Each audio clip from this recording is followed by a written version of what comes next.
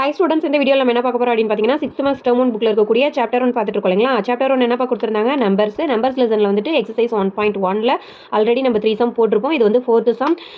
Question பாருங்க என்ன கொடுத்துருக்காங்கன்னு பாருங்க. How many 10,000s are there in the smallest 6 digit number அப்படின்னு கொடுத்துருக்காங்க. இதுக்கான ஆன்சர் எப்படி போகிறது அப்படின்னு பார்த்தோம்னா, ஃபர்ஸ்ட் நம்ம வந்துட்டு ஸ்மாலஸ்ட் 6 டிஜிட் நம்பருங்கிறது என்னன்னு தெரியணும்.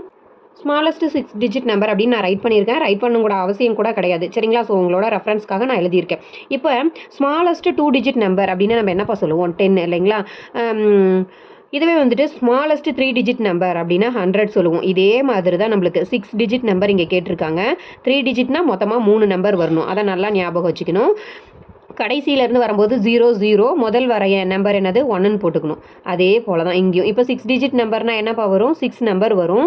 அப்போ 1 2 3 4 5 6 அந்த 6வது இடத்துல இருக்கக்கூடியது நம்ம என்னென்னு போட்டுக்கணும், 1ன்னு போட்டுக்கணும். ஆமாம் தானே, ஃபஸ்ட் எடுத்தோன்னே 1 போட்டுக்கணும். இப்போ ஈஸியாக ஞாபகம் வச்சுக்க முடியுதா. அப்போ ஸ்மாலஸ்ட் 6 டிஜிட் நம்பர் அப்படிங்கிறது என்னது, ஒரு 1 போட்டு நம்மளுக்கு 50 வந்திருக்கு. எத்தனை 0 வந்திருக்கு, 50. இப்போ கொஷினில் பாருங்கள், ஹவு மெனி 10,000ஸ்ன்னு கேட்டிருக்காங்க. அப்போ 10,000னா நமக்கு என்னன்னு தெரியும் இல்லையா. 10 போட்டு 1000க்கு வர 3 0 வரும். இதானே 10,000 ஒன்ஸு, 10s, 100s, 1000, 10,000 ஓகேங்களா. ஸோ இப்போ இந்த ஸ்மாலஸ்ட் 6 டிஜிட் நம்பர் இருக்கு இல்லையா, இந்த நம்பருக்குள்ளே எத்தனை 10,000 இருக்குன்னு கேட்குறாங்க. அப்போ இதில் எத்தனை 10,000 இருக்குன்னு பார்க்கணும் இல்லைங்களா. ஸோ அப்போ இந்த நம்பரை டிவைட் பண்ணாலே தெரிஞ்சிடும். இல்லை அப்படின்னா நீங்கள் டேரெக்டாக கூட கேன்சல் பண்ணுற மாதிரி கூட ஞாபகம் வச்சுக்கோங்க, ஒன்றும் பிரச்சனை இல்லை. 0க்கு 0 கேன்சல், 0க்கு 0 கேன்சல், 0க்கு 0 கேன்சல். இங்கே ஒரு 0, இங்கே ஒரு 0, அதாவது இங்கே 4 0 இருந்துச்சு, இங்கே 4 0 விட்டாச்சு சரிங்களா. ஸோ இப்போ வரக்கூடியது என்னது, டிவைட் பண்ணோம்னா 10/1 வரும் இல்லையா. 10 தானே வேல்யூ, 1க்கு கீழே இருக்கக்கூடிய 1க்கு வேல்யூ இல்லை, தெரியும் இல்லைங்களா.